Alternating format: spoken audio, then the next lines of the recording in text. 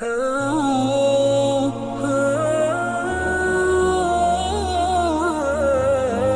حدیث پاک کا مفہوم پڑھتا ہوں۔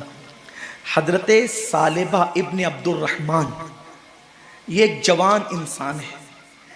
ابتدائی جوانی میں ان کو حضور کا دامن نصیب ہو گیا اور یہ مسلمان ہو گئے، حضور کے ہاتھوں پہ کلمہ پڑا۔ کیا نصیبے تھے ان کے جنہوں نے کلمہ دینے والے نبی کے ہاتھوں پہ کلمہ پڑھا تھا۔ کیا نصیبے تھے ان کے جنہوں نے نماز لانے والے نبی کے پیچھے نمازیں پڑھی تھی۔ کیا نصیبے تھے ان کے جنہوں نے بشکل مصطفیٰ اللہ کے نور کو دیکھا تھا۔ کیا نصیبے تھے ان کے جن کی آنکھوں کو خدا بھی پیار سے دیکھتا تھا۔ کیا نصیبے تھے ان کے جن کا مٹھی بھر جو خیرات کرنا لوگوں کے احد پہاڑ سونا خیرات کرنے سے بھی زیادہ بہتر تھا۔ کیا نصیبے تھے ان کے جن کے گھوڑوں کی ٹاپوں سے لگنے والی دھول کی قسم قرآن نے یاد فرمائی ہے۔ کیا نصیبے تھے ان کے جس طرح جنت کا ہونا یقینی قرار دیا گیا ہے ان صحابہ کا جنتی ہونا یقینی قرار دیا گیا۔ کیا نصیبے تھے ان کے جن کی اقتدا کو نجات کا ذریعہ قرار دیا گیا۔ کیا نصیبے تھے ان کے جن کو دیکھنا جہنم سے نجات کا ذریعہ قرار دیا گیا۔ کیا نصیبے تھے ان کے جن کی صحبت اللہ اکبر رسول اللہ کی صحبت کی نیابت کا ذریعہ قرار دے دیا گیا۔ اللہ اللہ کیا نصیب والے تھے، لیکن حضور کی تربیت نے ان کو کس قدر عظیم معتبر اور محترم بنا دیا تھا۔ ثعلبہ ابن عبدالرحمن جوانی کی ابتدا میں مسلمان ہوئے۔ شوق یہ تھا زیادہ تر وقت میں نے اللہ کے نبی صلی اللہ علیہ وآلہ وسلم کی چوکھٹ پہ گزارنا ہے۔ کریم آقا سے بندہ پرور غریب پرور آقا سے عرض کی آقا جوانی کی ابتدا ہے، میں یہ چاہتا ہوں کہ زیادہ تر وقت آپ کی صحبت میں گزاروں۔ میرے نبی نے کسی کو نہ نہیں کہا۔ میرے کریم آقا نے فرمایا ثعلبہ تجھے اجازت ہے۔ اور پھر ثعلبہ جب حضور کی چوکھٹ پہ رات و دن رہنے لگے تو آقا نے ان کی ڈیوٹی مقرر کر دی۔ اگر کسی کو بلانا ہوتا سرکار ان کو بھیج کر کے بلاتے، کوئی سودا سلف لانا ہوتا حضور ان کو لانے کے لیے بھیج دیتے، کوئی اعلان کرنا ہوتا ان کو کبھی کبھی منادی بنا دیا جاتا۔ ثعلبہ ابن عبدالرحمن کو ایک مرتبہ میرے کریم آقا صلی اللہ علیہ وآلہ وسلم نے ایک صحابی کے گھر پہ بھیجا۔ حدیث پاک کا مفہوم ہے ابھی ابتدائی دن تھے، تربیت ابھی مکمل نہ ہوئی تھی، تربیت کے ایام جاری تھے، ابھی تربیت سے وہ گزر رہے تھے۔ اللہ اکبر کسی کے گھر جاؤ تو آداب یہ ہیں کہ کسی کے دروازے پہ دستک دے کر سائیڈ میں کھڑے ہو جاؤ تاکہ اگر وہ دروازہ کھولے تو اس کے گھر میں تمہاری نظر نہیں پڑنا چاہیے۔ میرے کریم آقا فرماتے ہیں اپنے گھروں کی چھت پر بلا عذر شرعی نہ چڑھا کرو، اس لیے کہ اگر تم اپنے گھر کی چھت پر چڑھو گے اور کسی کے گھر میں تمہاری نظر پڑ گئی تو اللہ اس نظر کے بارے میں بھی تم سے سوال کرے گا۔ خالی گھروں میں نظر ڈالنے پر بھی میرے نبی نے منع کیا ہے، جو لوگوں کی آبرو پہ نظر ڈالتے ان کا انجام کیا ہوگا۔ حال تو ثعلبہ ابن عبدالرحمن کو حضور علیہ السلام نے بھیجا بلانے کے لیے ایک صحابی کو۔ ابتدائی ایام تھے تربیت کے، وہ گئے اور انہوں نے دروازے کو دھکا دے دیا، دستک کی بجائے دھکا دے دیا۔ دھکا دیا تو دروازہ کھل گیا۔ دروازہ کھل گیا تو ایک عورت بیٹھ کر اس دروازے کے پیچھے غسل کر رہی تھی، اس پر ایک نظر پڑ گئی۔ اہل علم جانتے ہیں کہ کتنا ہی گندا منظر ہو اگر بے ساختہ بے ارادہ اگر کسی پہ نظر پڑ جائے اور انسان فوراً نظر پھیر لے تو وہ گناہ نہیں۔ اللہ کے رسول فرماتے کسی ایسے منظر پہ جس کو دیکھنے کو اللہ نے منع فرمایا، بے ارادہ نظر پڑ جائے اور پھیر لو فوراً، پہلی نظر معاف ہے، وہ گناہ نہیں ہے۔ لیکن جن کے رتبے ہیں سوا، ان کو سوا مشکل ہے۔ پہلی نظر پڑی اس نہاتی ہوئی عورت پر، اس پہ میں تبصرہ نہیں کر سکتا کہ اگر کوئی غسل کرے تو اس کی کیفیت کیا ہوگی۔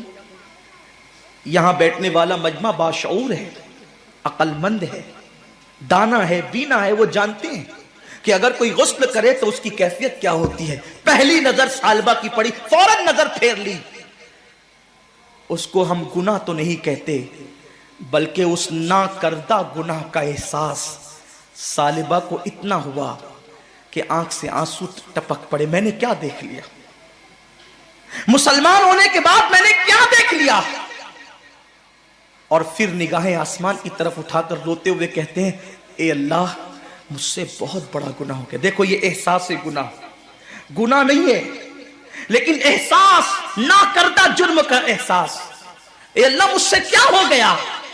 اور پھر عشق مصطفیٰ نے انگڑائی لی، محبت رسول نے انگڑائی لی. عاشقوں کی پہچان، عاشقوں کا انداز، عاشقوں کی غیرت عشق رسول. حضرت ثعلبہ ابن عبد الرحمن کہتے ہیں اللہ مجھ سے کتنا بڑا گناہ ہو گیا، تجھے تیری شان ستاری کا واسطہ اس گناہ کی خبر میرے محبوب کو مت ہونے دینا، اس گناہ کی اطلاع میرے حبیب کو مت ہونے دینا. اگر ان کو پتا چل گیا تو ان کا دل ٹوٹ جائے گا، وہ غمگین ہو جائیں گے، مجھ سے ناراض ہو جائیں گے. بس اب ایک ہی بات کر رہے ہیں، اے اللہ میرے گناہ کی خبر، تو اس گناہ کا چاہے جتنا بڑا مجھے عذاب دے دے، تیری مرضی، لیکن اس گناہ کی خبر میرے محبوب کو مت ہونے دینا. اگر ان کو اس کی اطلاع ہو گئی تو ان کا دل ٹوٹے گا، میرے محبوب کا دل ٹوٹے گا. کاش نعتیں سن کر کے جھومنے والی قوم اس عاشق کے احساس کو اپنے دل میں پیدا کرتی. ایک ناکردہ جرم کا اتنا احساس کہ میرے محبوب کو خبر ہو گئی تو دل ٹوٹ جائے گا. یہاں تو رمضان شریف میں بھی داڑیاں مڈا کر گٹروں میں پھینک رہے ہیں، یہاں تو سود کے حرام کے لقموں سے افطار کر رہے ہیں. افطار پارٹیاں ہو رہی ہے مسلمانوں کی. کس کو بلا رہے ہیں؟ جن کے پیٹ نہیں بلکہ ان کا حلق بھی بھرا ہوا ہے. افطار پارٹیوں میں مدعو ان کو کیا جا رہا ہے جن کے حلق بھی بھرے ہوئے اور جو روزے سے نہیں ہے، اور جو بھیونڈی کے مضافات میں، مالیگاؤں کے مضافات میں، بمبئی کے مضافات میں جو روزے دار بچیاں اپنی ماں سے افطار کے وقت کہہ رہی ہے ماں کھجور بھی آج ہمارے گھر نہ آ سکی، افطار کا انتظام تو کر. ان کے لیے کوئی نہیں سوچتا. یہ مسلمانوں کی افطار پارٹیاں، یہ مسلمانوں کا انداز ہے افطار کرانے کا. جن کے روزے نہیں ان کے لیے دسترخوان بچھائے جا رہے ہیں، اور جو پانی پہ افطار کر رہے ہیں اور کھجور کھا کر کے جو افطار کر رہے ہیں ان کا کس کو خیال ہے؟ میرے آقا فرماتے ہیں یہ رمضان شریف غریبوں کے ساتھ غم گساری کا مہینہ ہے، غریبوں کی غم خواری کا مہینہ ہے. اما عائشہ صدیقہ سلام اللہ علیہ فرماتی ہیں حضور ایسی سخاوت کرتے تھے جیسے دریا. ماہ رمضان شریف میں حضور تو سخی بہت تھے، لیکن رمضان شریف میں سخاوت کا انداز ایسا ہو جاتا تھا جیسے دریا بہہ رہا ہے. پڑوس میں بچیاں بھوکی ترس رہی ہے جن کے یہاں سحری کا انتظام نہیں، اور ہم سحری کے بعد کھانے کو گھر کے آنگن میں پھینک رہے ہیں. کیا انداز ہے! اور پھر کہتے ہیں کہ ہم تباہ کیوں ہو رہے ہیں. اب تو مسلمان کافروں کو افطار کراتے ہیں. یہ غیرت ایمانی ہے لوگوں کی، کافروں کے ساتھ افطار پارٹیاں ہو رہی. اللہ سے ڈرو مسلمانوں، اللہ سے ڈرو، رب کا کچھ خوف کرو. اگر تم نے حلق تک کھانے والوں کو کھلایا اور ان غریبوں کو سسکیاں لینے پہ چھوڑ دیا تو قیامت کے دن کہیں ایسا نہ ہو کہ تمہارے روزے تمہارے منہ پہ مار دیے جائیں. اللہ کے رسول نے نہیں فرمایا کہ جو پیٹ بھر کے کھا کے سو جائے اور اس کا پڑوسی بھوکا ہو، ایسا بندہ کامل مومن نہیں ہو سکتا. ہم نے حضور کی سنت کو ترک کر دیا، بلکہ میرے کریم آقا نے تو یہاں تک فرمایا اگر غریب بستی میں رہتے ہو اور سالن کی خوشبو سالن پکتے وقت 4 گھروں میں پہنچ جائے تو تھوڑا سا پانی زیادہ ڈال دیا کرو، کیونکہ جن کے گھروں میں خوشبو پہنچی ہے ان کے گھر تک سالن پہنچا دیا کرو.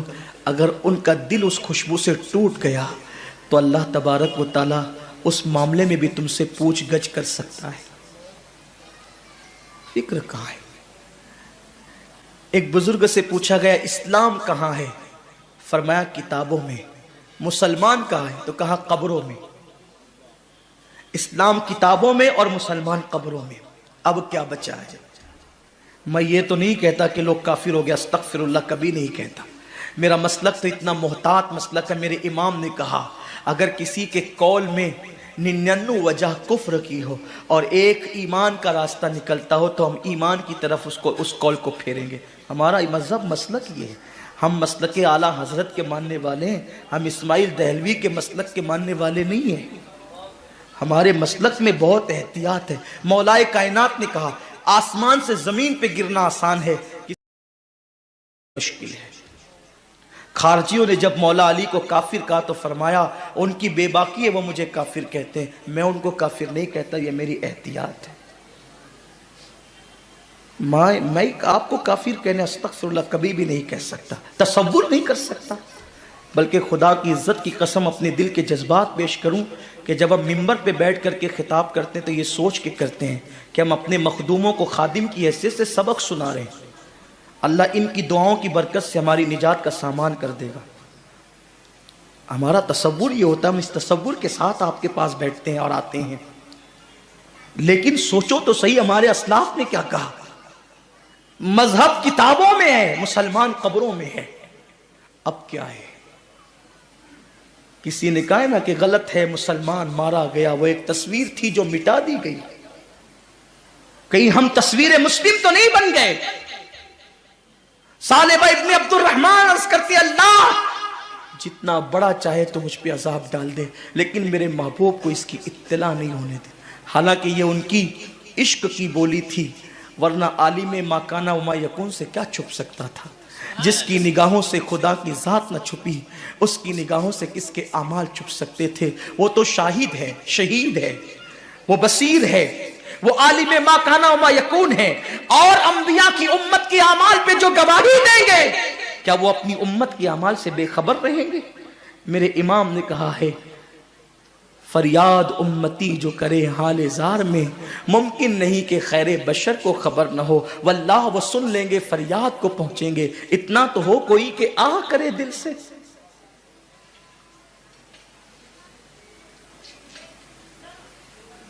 حسن کا نام لے کر تو پکار دیکھ غم میں کہ یہ وہ نہیں جو غافل پس انتظار آئے۔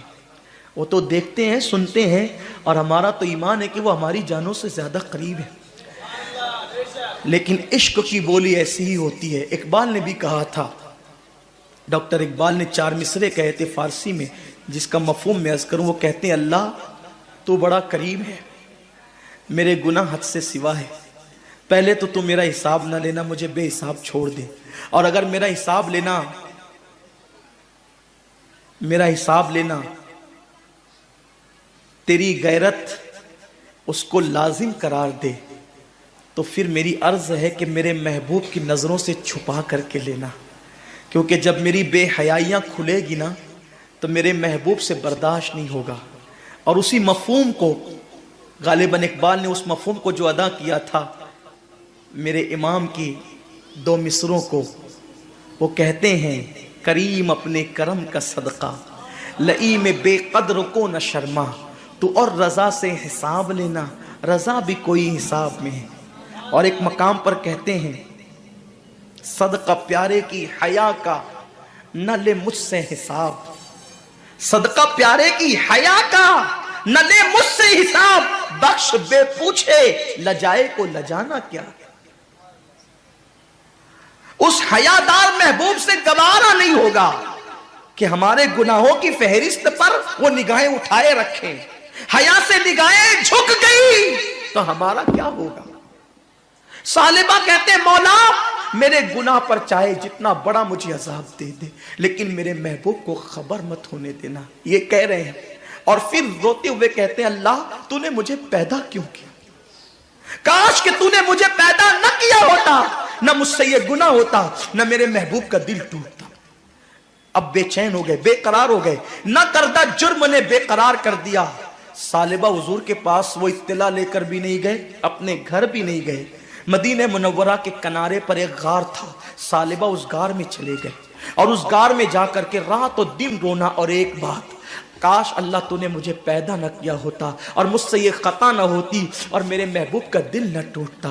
مولا میرے محبوب کو اس گناہ کی اطلاع مت ہونے دینا، ایک ہی بات کرتے، مجھے بخش دے، مجھے معاف کر دے، یا مجھے عذاب دے دے، لیکن میرے محبوب کو اس گناہ کی اطلاع نہ ہونے دے۔ 40 دن اسی حالت میں گزر گئے۔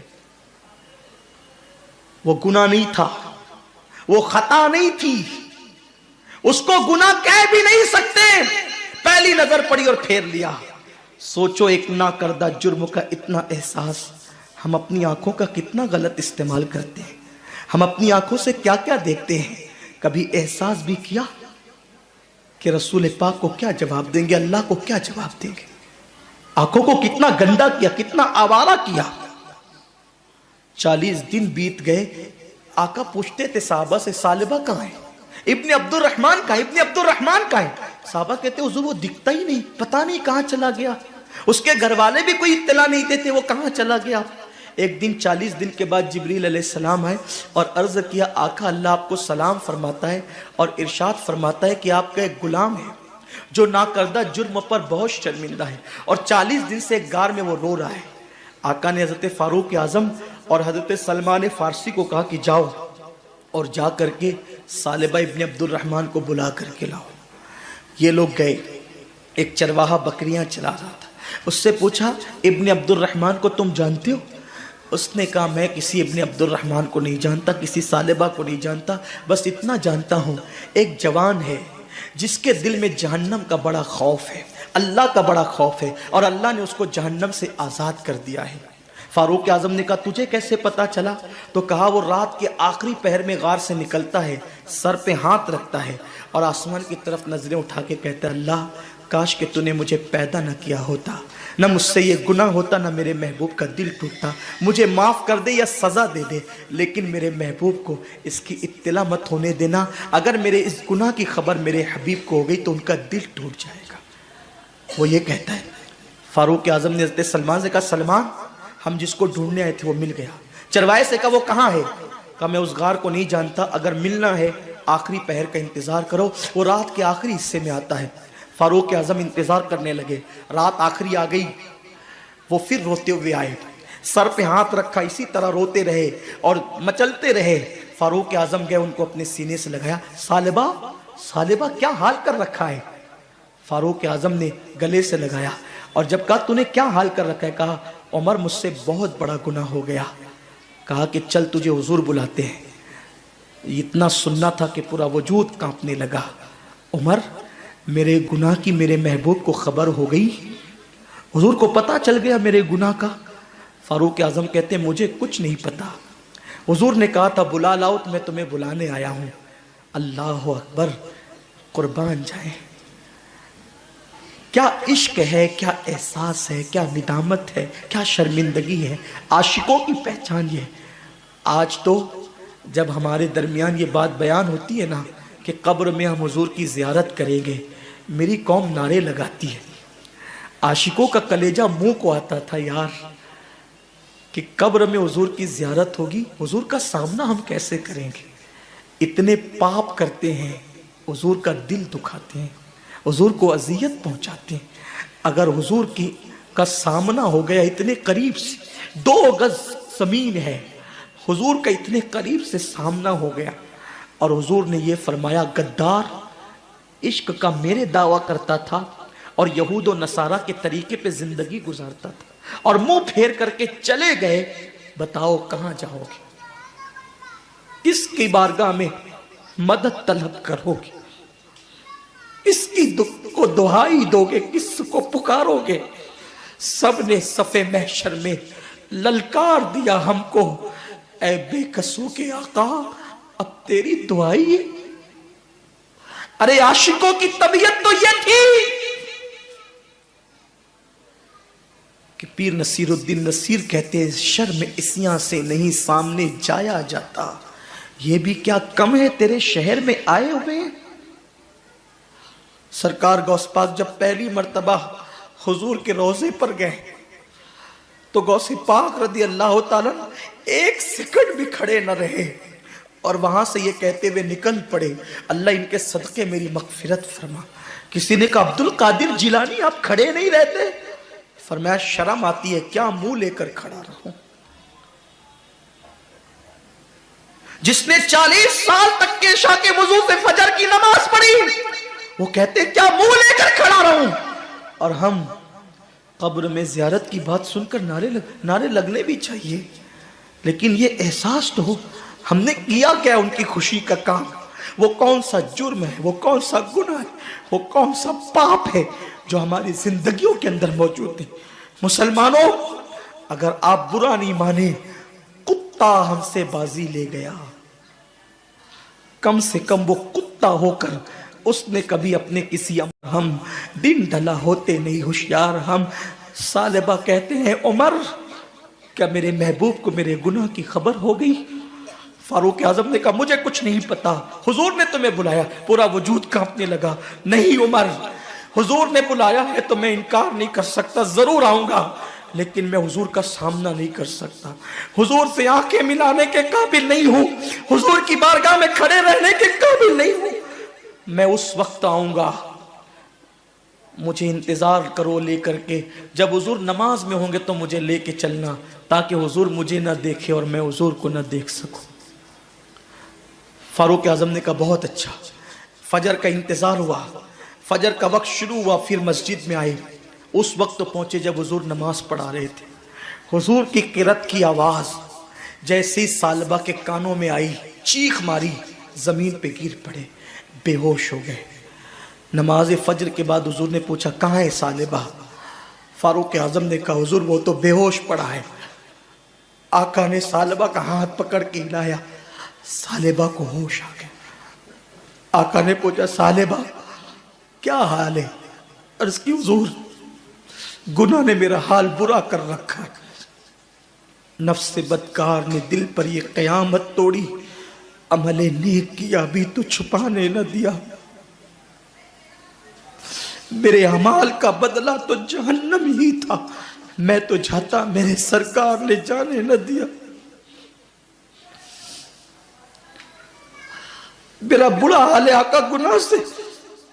सरकार ने फरमाया ऐ सालिबा, मैं तुझे एक ऐसी आयत ना बताऊं कि जिसको पढ़ने के बाद सारे गुनाह बख्श दिए जाते हैं?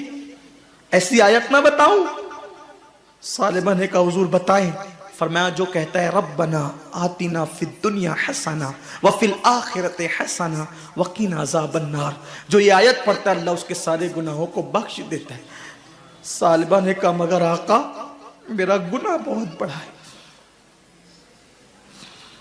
एक नहाती हुई औरत पर न चाहते हुए नजर पड़ गई और पहली नजर फेर ली, इतना एहसास है गुनाह का। मेरे जवान तेरी आंखों का क्या होगा?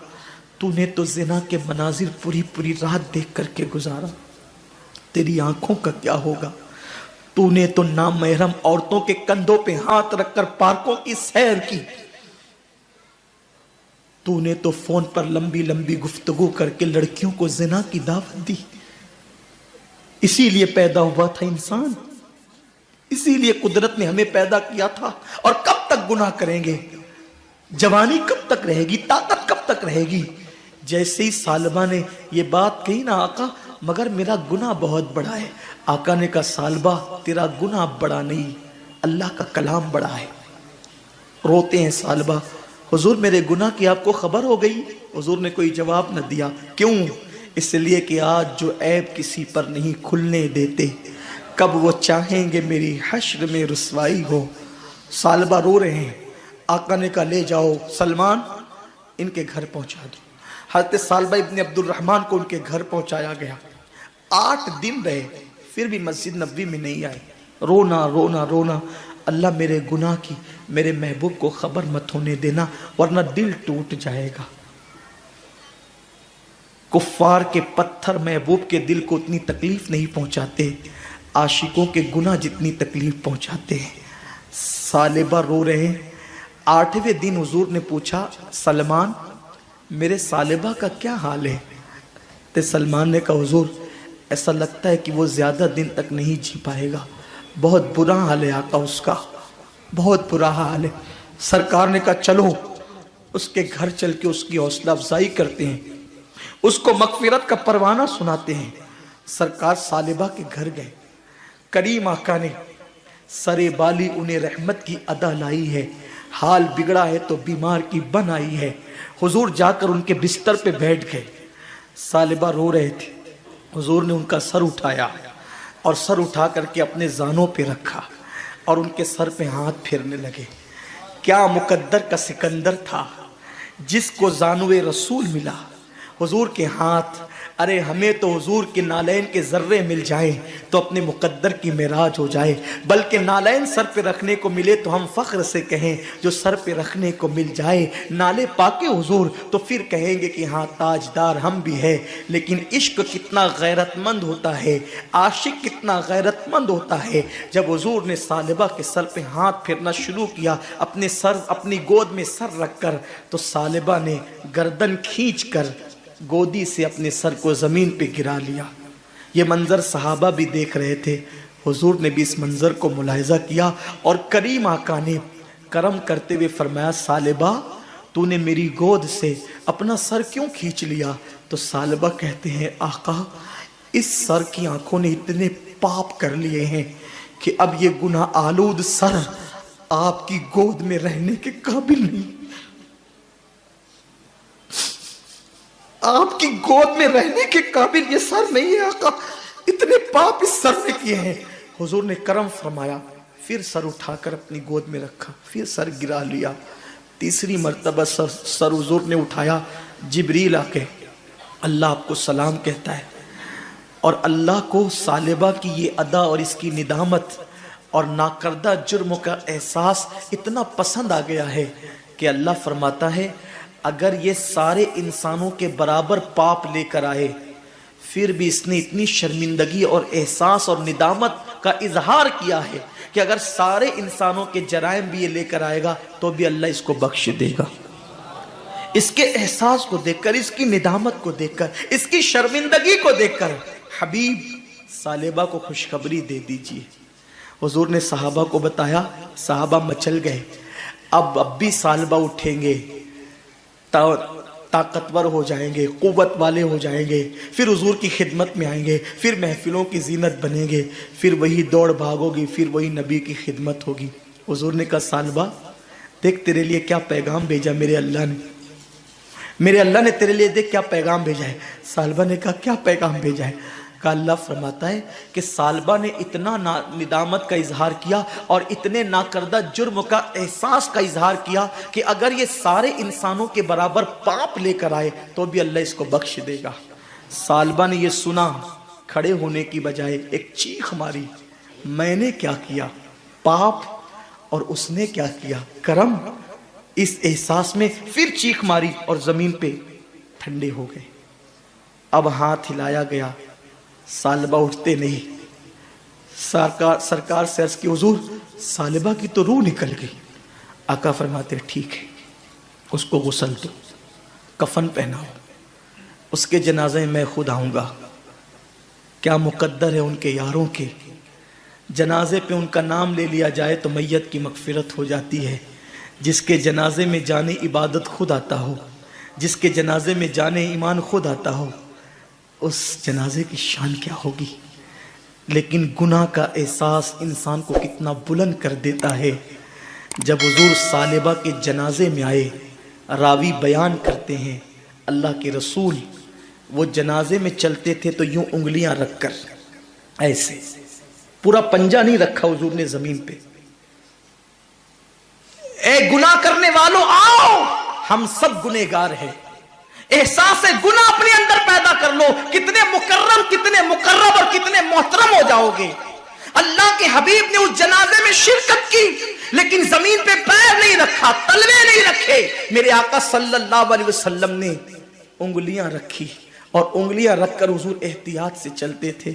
किसी देखने वाले ने अर्ज की, मेरे माँ बाप आप पे कुर्बान, हुजूर पहली मर्तबा इस एहतियात से उंगलियां रखकर चलते देख रहे हैं। आका फरमाते हैं, सालिबा ने ना करदा जुर्म पर इतना एहसास और निदामत की है कि उसके इस्तिकबाल के लिए अल्लाह ने आसमान के फरिश्तों को ज़मीन पे भेज दिया है। और इतनी बड़ी तादाद में फरिश्ते ज़मीन पर आए हैं कि मदीने की ज़मीन पर पैर रखने के लिए जगह नहीं है। जो नहीं देखते वो तो कदम रख रहे हैं, लेकिन मैं तो देख रहा हूँ, मैं कदम कैसे रखूँ।